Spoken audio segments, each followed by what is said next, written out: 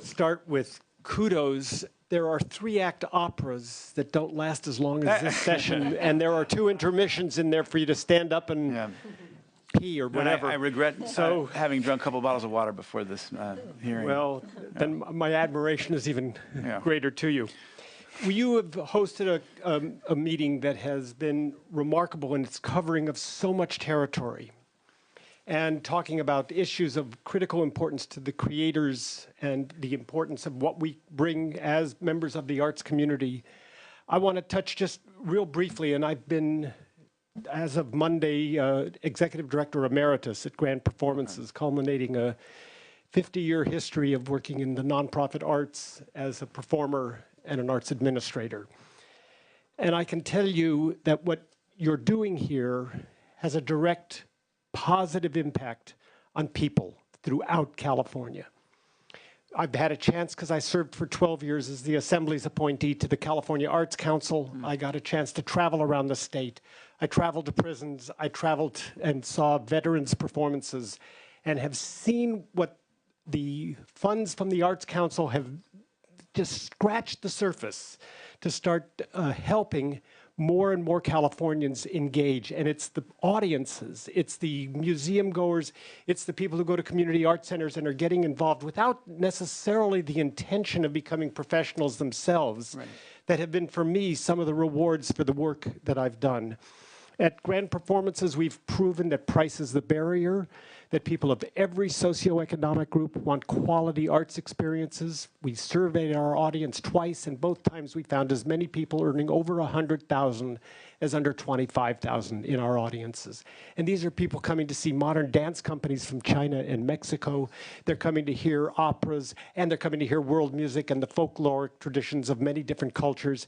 And our audiences are diverse. People in our state, we can be proud, are curious about their neighbors and are very happy to come and see performances that reflect the history or our artists telling the stories of their own current issues within their communities. I was saddened to hear Elizabeth just talking about the problems over at the Santa Fe Artist Colony. I worked very hard for the last 5 years to make sure that the Community Redevelopment Agency's program that provided support for Grand Performances will continue through the 2080s, because the CRA's closings around the state had a direct effect on the arts all over the state. I know colleagues in San Francisco have had to deal with issues. We were able to get what was in a land lease, because the California Plaza properties were built on city-owned land that has now been sold to the owners of the buildings, and the covenants that were protecting our program have been transferred to a land deed, and that is protecting our program for a long time. And I would urge that as certain of these macro policy changes take place in the future, because this was unintended consequences time, where the closing of the CRA did have take a toll on CRA's arts programs throughout the state of California. I want to just add one thing, too, about job training, because there was some discussion about that early on. And we have been the beneficiary, as have a lot of arts organizations in Los Angeles County, with an internship program that is offering $4,000, I think it is $4,000 month summer internships. They work for 10 weeks at about $400 a week. And the county has provided somewhere between 80 and 100% of the funding to various organizations.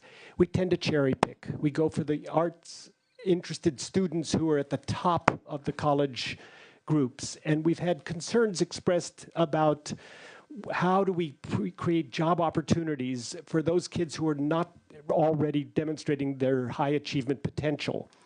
And to do that, we got to go back and look at job training programs in the model of CETA from the 1970s, where there are dollars made available, particularly to my size organization. It's a mid-size arts organization where everybody is putting in. Those of us who are salaried were working 50, 60, sometimes 70 hours a week. And to then all of a sudden make them have to become job supervisors for people who don't understand all of the obligations related to work is something that cannot be taken on. But if we had extra funding so we could hire people to be job trainers, the arts people I know want to be involved in the community in lots of ways and helping to train young people. And I know that there is a great need in technical theater in Southern California, that we have times when we struggle to find enough technicians to meet all of our needs at our program, that if there were job trainer dollars in addition to the internship dollars, it would add an opportunity for some of the folks that are really struggling to enter the workforce to get some good, valuable job training. I could go on and on. You guys got to be tired. Well, and I yeah. respect it, and I really appreciate what you're saying and doing here today. Appreciate it.